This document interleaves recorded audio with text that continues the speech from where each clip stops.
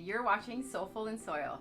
Today is the first day of this garden series where we are going to show you how to plan and plant, maintain, harvest, and eat the beautiful abundance that we are going to grow in this square foot no-till garden. Come along and see what we are going to do today. So today's video is about the planning of the square foot garden. How do you plan what you're going to plant and where you're going to plant?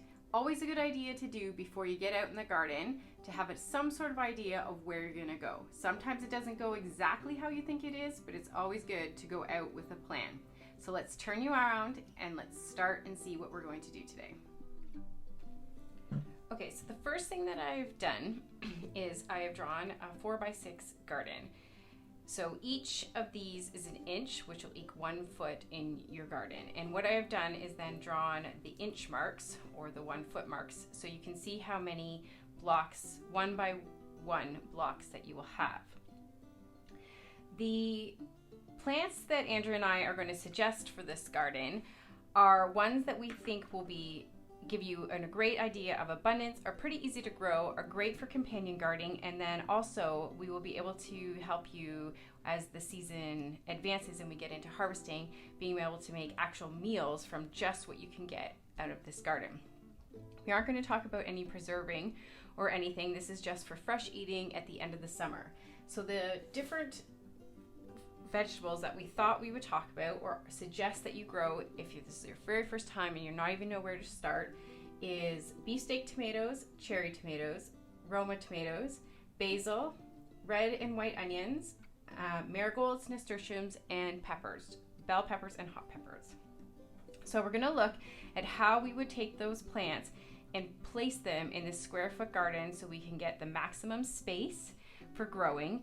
We can also help with deterring pests with the different types of different types of plants and how we place them. The first thing that we're going to look at is where the sun comes in, so on your garden. So if the south, we're going to use my eraser as the sun.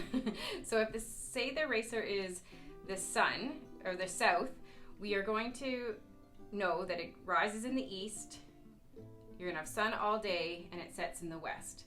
So you're going to want your highest plants on the north side.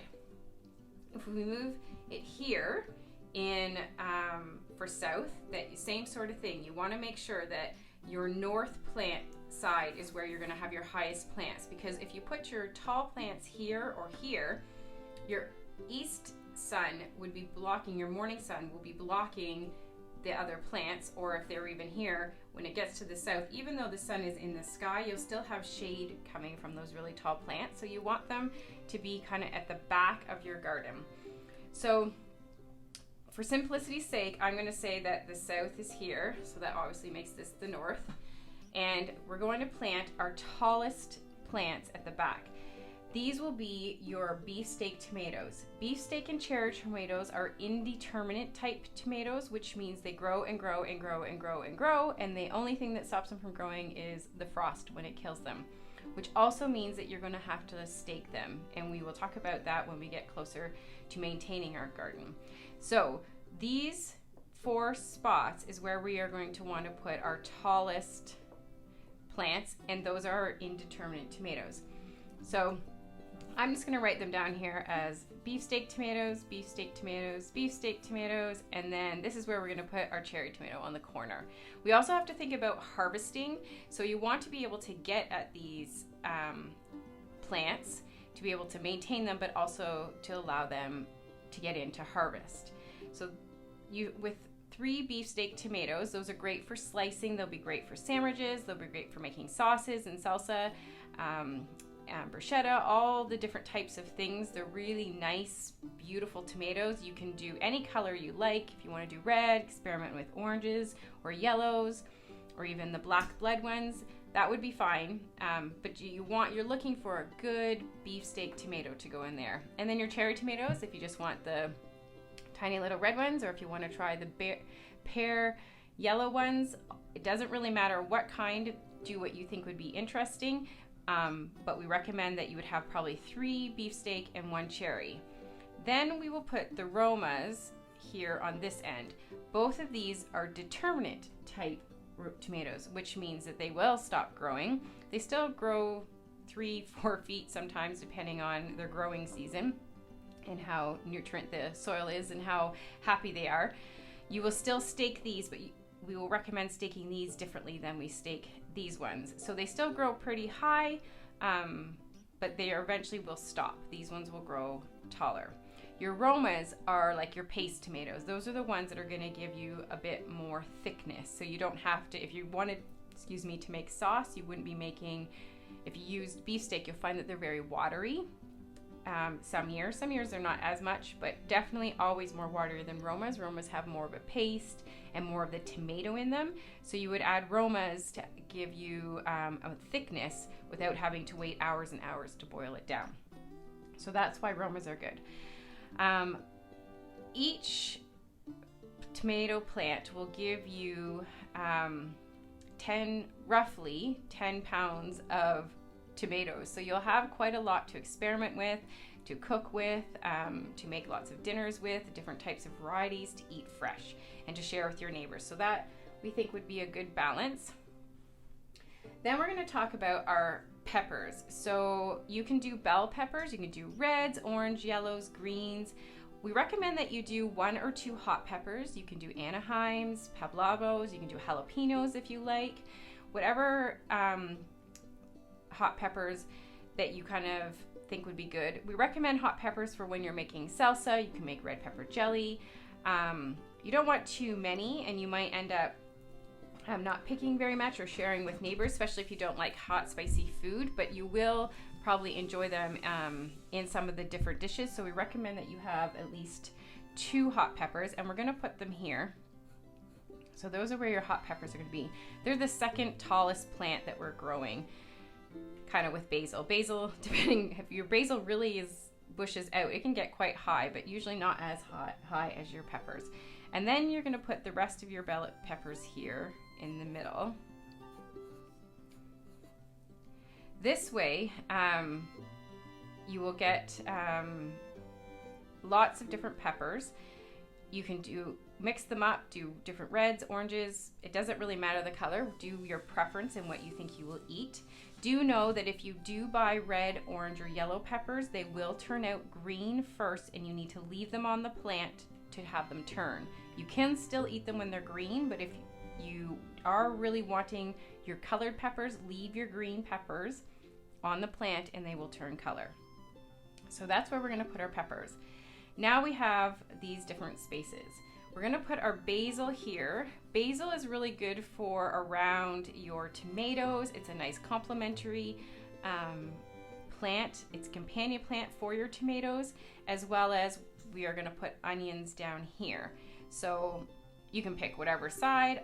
I'm going to put red onions here, and I'm going to put yellow or white, whatever you prefer, white onions. So you can do Dutch onions, Spanish onions, you can do chives, and we're going to go down in this manner. So you will notice that I have put 1 plant in each of these square boxes. Tomatoes and peppers can do 2 to 1, which means you can do 2 plants per 1 square foot. But I, from experience, find that 1 to 1 is a way better productive. It gives the plant enough space to be able to actually produce a lot of fruit. Sometimes when we plant too close together, we don't get the same amount of fruit. We might have excellent plants that are growing and healthy, but the abundance of fruit isn't as high when they're a little bit closer together. So for tomatoes and peppers, it's 1 to 1. So 1 foot to 1 plant. Okay, so that's where we have. Basil, you can do 2 or 3 to 1. So I'm going to change these now that I know that's where I want my basil. And I'm probably only going to put 2 because in my square foot garden, my basil can get quite high. So I will put them either like that, or I might put them up and down. That actually might be probably what I do more to give them better space. So we'll put them like that.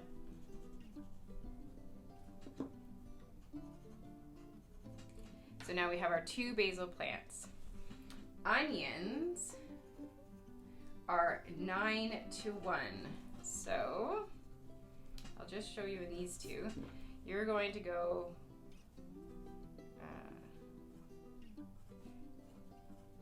so you're going to plant onions 9-to-1. So you're going to do that for all 3 of these. If you decide to do chives, it would be the same thing, 9-to-1. If you would like to add leeks, they could also be companion planted in here, and they would be 9-to-1 as well.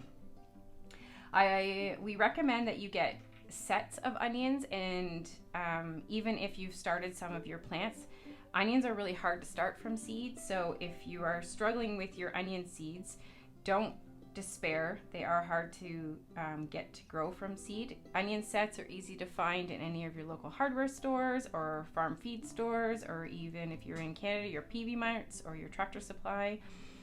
That's the best place to probably get onion sets. So you just plop them in 9-to-1. So these are where all our onions are. And then I have 2 square feet here, and I still have marigolds and nasturtiums. Both marigolds and nasturtiums can be eaten. Nasturtiums have like a peppery taste. You can use them in salads, as different types of decoration on the flowers. You can also eat the leaves, and they're delicious. And so we're gonna put some nasturtiums in here, and they grow like a vine.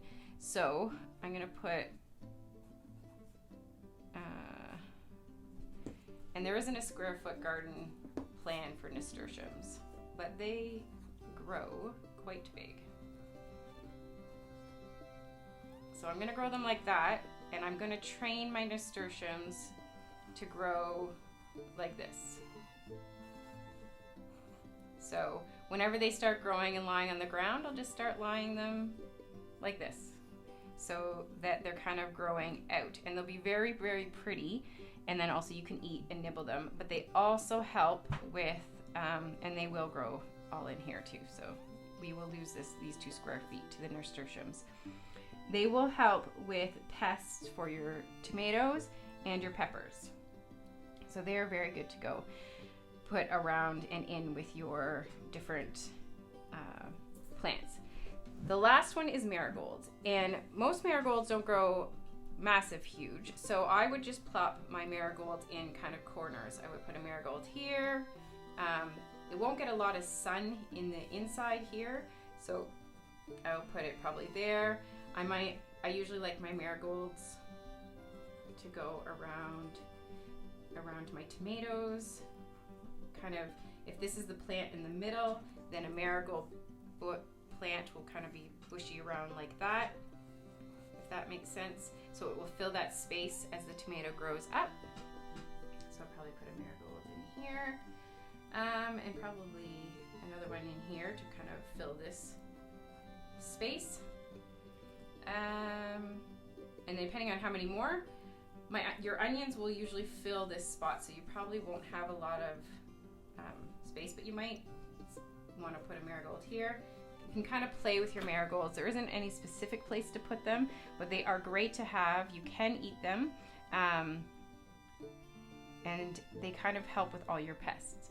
So that's how we would recommend you plant your first 4x6 no-till square foot garden, so that you will have tomatoes, peppers, basil, onions, so that we can make a whole bunch of recipes at the end of the summer, as well as tons of fresh eating, and then helping with pests and companion planting by planting these plants together and with your marigolds, and also adding your nasturtiums. So I hope that video was helpful for you and you were able to figure out how you were going to now start putting your plants in the ground. If you do not like any of these plants, do not plant them. It is not worth the work to plant plants you will not eat. Reach out to us and we will help you. If this is your first time and you can't figure out how to plant your garden and you do not like any of these vegetables, we will work with you to try and help you get a plan so that you can eat the vegetables that you love growing. Also, make sure to stay tuned to the next video. The next video is where we are going to get outside and we are actually going to start building that garden so it is ready for us when our last frost comes and we're ready to get those plants in the ground. Follow along for some more tips on how to grow your own food from soil to table so you can nourish your life.